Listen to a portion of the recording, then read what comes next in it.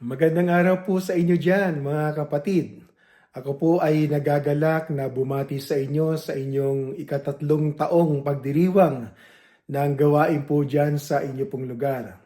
Alam niyo po dito sa atin sa Geneva, ang isa po sa mga pinakamasayang event na meron kami dito ay walang iba kundi ang church anniversary. Dahil amin pong inaalala ang kabutihan ng Panginoon na sinamahan niya kami sa loob ng isang taon at nung mga nagdaang pang mga taon at ipinakita niya ang kanyang kabutihan, katapatan at pagmamahal po sa amin. At nawagan niya din po ang inyo pong nararamdaman sa oras na ito habang kayo po ay nagdiriwang ng inyo pong church anniversary. Ang mensahe po na nais ko pong dalhin po sa inyo ay walang iba kundi yung sinabi po ni Santiago doon po sa unang kabanata at unang 2 bersikulo.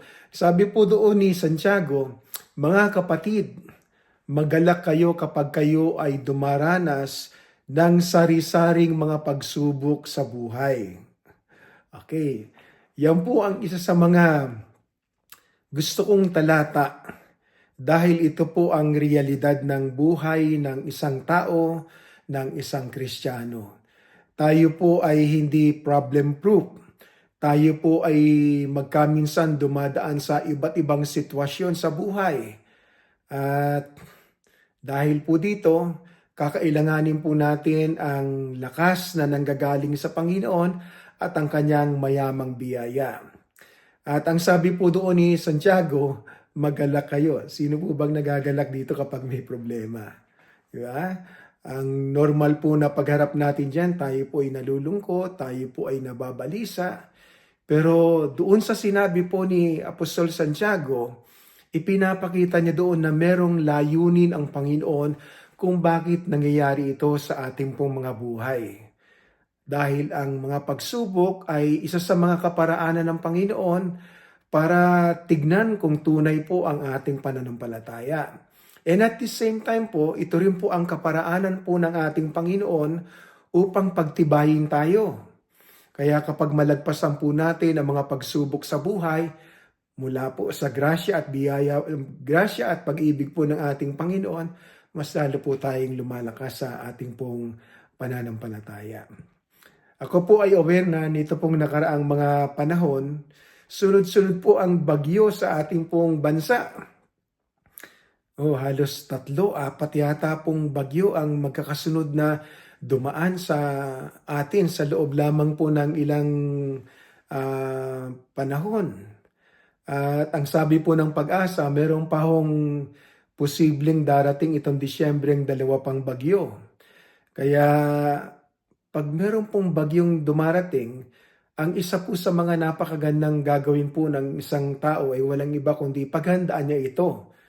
At ito pong nakaraan dun po sa Catanduanes po ba yun? Na ang sabi po nila meron po silang 0 casualty. Kahit napakalakas po ng bagyo, wala pong namatay. Dahilan sa pinaghandaan po ng gobyerno, tinulungan yung mga taong mapaghandaan nila ito, pinalikas po nila, kung kaya wala pong na aksidente. Nasawi, no? Dahilan sa yung paghandang ginagawa nila. At ganoon din po sa atin mga kapatid. Kailangan po nating paghandaan ang bukas dahil hindi po natin alam.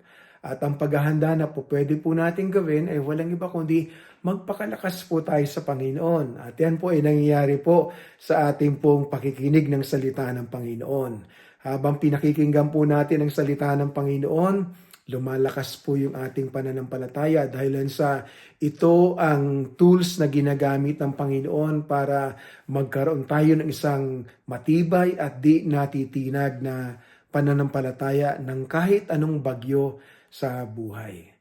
Kaya ito po ay isa sa mga mahalagang bagay na dapat hindi po mawawala sa atin.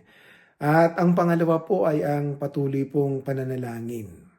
Kapag tayo po ay nananalangin, ginagawa nating dalhin sa Panginoon ang mga bigatin natin At dahil po dito, naiibsan po tayo ng ating kalungkutan, ng ating po mga alalahanin sa buhay, dahilan sa meron po tayong Diyos na napaglalagyan po natin ng ating mga bigatin. Lalahanin po natin yung imbitasyon ng Panginoon sa atin. Sabi niya, lumapit kayo sa akin, kayo mga nabibigatan at lubhang nahihirapan sapagkat sa akin, masusumpungan nyo ang kapahingahan ng inyong kaluluwa. Kaya mga kapatid, sa inyong pagdiriwang ng inyong anniversary, muli alalahanin po natin ang kabutihan ng Panginoon at ang kanyang katapatan na hindi po siya babali sa kanya pong mga pangako sa atin, at gawin po nating mas lalo pang magkaroon ng sinasadyang pagsisikap para lumago sa ating pananampalataya. So God bless you all, at tinitingnan ko po sa hinaharap na magkikita po tayong uli. God bless.